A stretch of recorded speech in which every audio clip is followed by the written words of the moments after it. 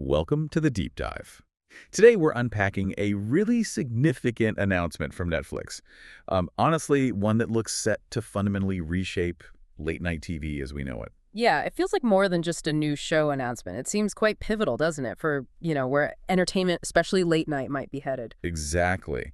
So for this deep dive, we've looked at quite a range of sources. We've got the official press releases from Netflix, naturally, but then we've layered in analysis from the big Hollywood trades think Variety Hollywood Reporter, Deadline for that industry inside look. Right, the usual suspects. And what's maybe most unique this time is we've actually got our hands on a detailed social media rollout package. Okay. Which isn't just, a standard press kit. It's more like their tactical blueprint, how they plan to make this thing go viral, platform by platform. It gives a very different kind of raw strategic view compared to the polished press releases.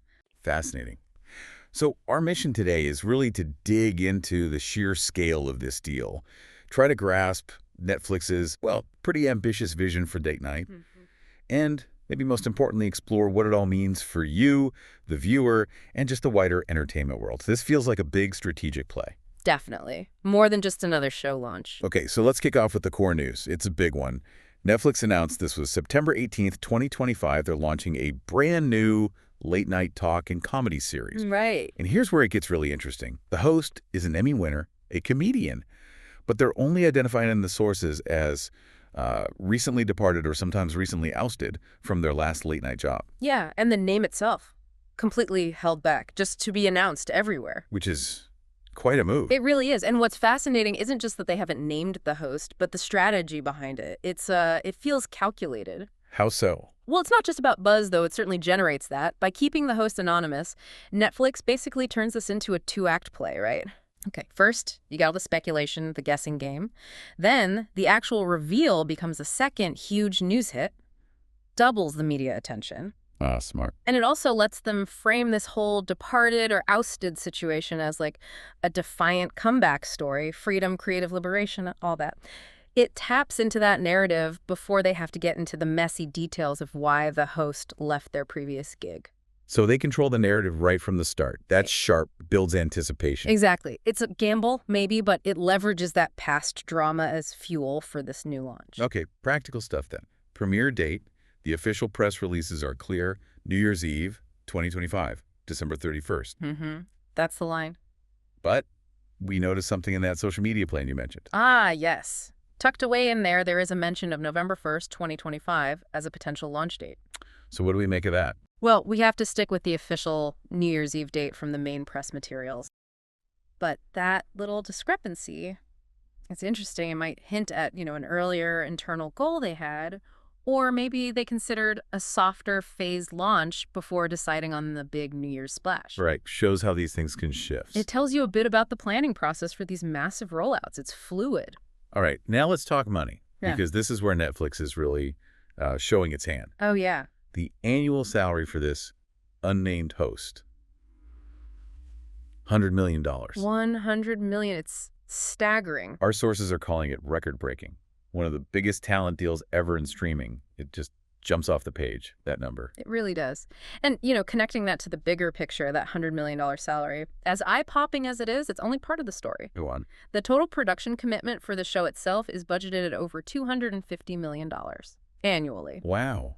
Okay, put that in context for us. Well, think about traditional network late-night shows. They typically run on maybe $50 to $70 million a year-ish. So Netflix is spending 3-4 times that. Easily, yeah. So this isn't just, we paid a lot for the host. This is a statement. It signals this is going to be one of the most ambitious, most expensive projects in streaming entertainment, period. It's a massive commitment. They're not just dipping their toes in late night. No, they're diving in head first, aiming to completely redefine it with a budget that suggests, production values and access we just haven't seen before in this space. So connecting that back to the listener, what does that $250 million investment mean for you watching at home? Well, you should expect, certainly, incredibly high production values, a really polished look, but also probably access to guests, maybe bigger stunts or segments that traditional budgets just couldn't support. It's being set up as a spectacle, not just a talk show. Exactly. But it also puts enormous pressure on the show, right? It has to deliver something extraordinary for that kind of money. No kidding.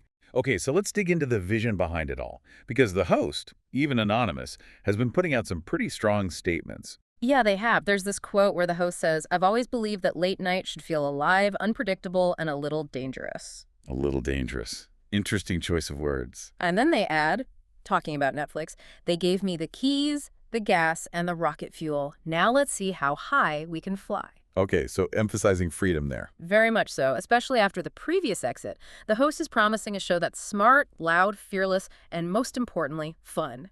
That's quite the mission statement. It really is.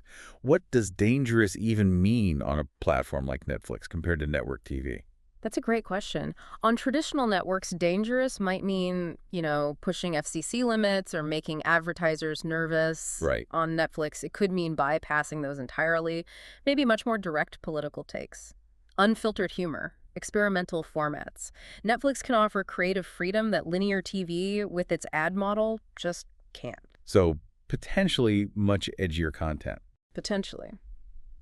But there's a challenge there, too, isn't there? How do you stay unfiltered and dangerous while also appealing to a global audience in 190 countries? Wow. Different cultures have different lines, different senses of humor. That's a tricky balancing act. It really is. They'll need to be very aware of that global viewership. And the structure of the show seems different, too. You mentioned 4 nights a week. Yeah, streaming every Monday, Thursday, Friday, and Saturday. And the timing is interesting. 8:00 p.m. Pacific, 11:00 p.m. Eastern. Which is almost prime time on the West Coast. How does that scheduling change things? Well, that 8 p.m., 11 p.m. slot feels less like traditional after the news late night and more like appointment viewing, like an event. Creates a regular rhythm. Exactly. A rhythm, but not the daily grind that can burn out hosts and writers. Monday kicks off the week, then Friday and Saturday capture that weekend audience. It feels adapted for streaming habits, flexible for the viewer, but still aiming for that regular tune-in. Makes sense. Okay, let's talk premiere week. The sources are promising some big things, right? Unforgettable appearances. Oh, yeah. The lineup they're teasing for week 1 is clearly designed to make a massive, immediate global impact. Like what? Okay, so the sources mention a pair of global music superstars, sometimes described as Grammy-winning music icons. Huge draw, obvious. Instantly brings in a massive, diverse audience. Then, one of the most talked about actors of the year, described elsewhere as Hollywood's most bankable leading actor or biggest box office draw. Secures the pop culture angle. Film fans tune in. Definitely. And then, perhaps most calculated one, a surprise political figure who is guaranteed to make headlines the next morning. Going for the buzz. Or, as another source puts it, a headline-making political figure whose appearance is expected to dominate global news cycles.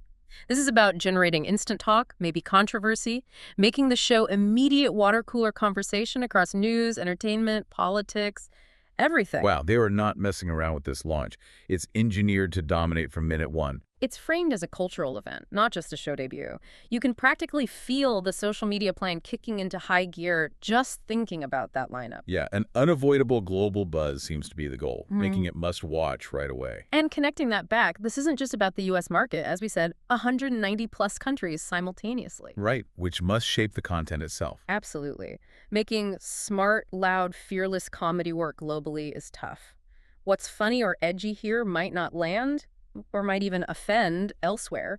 They'll need humor and conversations with broad, maybe universal appeal, relying on that celebrity power. The delicate balance, as you said. It really is. The show has to constantly think about that huge, diverse audience. And the strategy to reach them. That social media plan you mentioned sounds pretty intense. It's incredibly detailed, like a tactical playbook for how they plan to, and I quote, break virally on day 1. Using each platform for what it does best. Twitter X for the instant news hits, the quote retweets. Instagram for glossy visuals, maybe behind-the-scenes stuff. TikTok for those short, shareable comedy clips. YouTube for trailers, longer segments. Tailored content for each space. Exactly. And they're pushing these punchy taglines everywhere. Late night, upgraded, and 4 nights, 1 host, no rules. Trying to define the show's vibe very quickly and aggressively. It's not just marketing, it's Right. engineering the conversation. That's a perfect way to put it. Engineering a global cultural moment. using all the digital tools to create this ecosystem of buzz, trying to get sustained engagement, not just eyeballs on night one, turn viewers into participants in the online discussion. Launching a standard for how late night gets talked about now. That seems to be the ambition. Okay, so let's try to summarize the key takeaways here for you, the listener. Netflix is pouring unprecedented money into this $100 million salary for an anonymous but Emmy-winning, recently departed host, and over $250 million a year for the show itself. This host is promising a defiant return with a fearless, unfiltered vision for late night, free from old constraints. Right. And it's all launching globally in over 190 countries with a star-studded first week designed for maximum impact. Backed by this incredibly detailed digital strategy to make it a viral event. Yeah, and what this deep dive really highlights, I think, is that late night's future isn't just shifting to streaming, it's becoming fundamentally global and driven by these digital platforms. It's a huge swing by Netflix. Massive. A strategic invasion of territory traditionally held by broadcast TV. They're not just adapting the format, they seem to be trying to completely reimagine it, the scale, the reach, the rules, the talent deals. A direct challenge to the old way of doing things. Absolutely. Signaling a major shift in how this kind of content gets made, valued, and consumed worldwide. Okay, so that leaves us with maybe a provocative final thought for you to mull over. Oh. Given this host's whole narrative, departed, ousted, this big emphasis on freedom and being unfiltered, how much do you think this new show will actually dig into why they left their previous job? That's the million-dollar question, isn't it? Or maybe the $100 million question here. Right. And what happens if that freedom means really airing grievances or being incredibly candid about industry politics? What does that do to the boundaries of late-night commentary and maybe the industry itself? It could get very interesting or very messy or both. Definitely something to watch. This feels like it's going to be quite the ride. You'll want to buckle up for this one.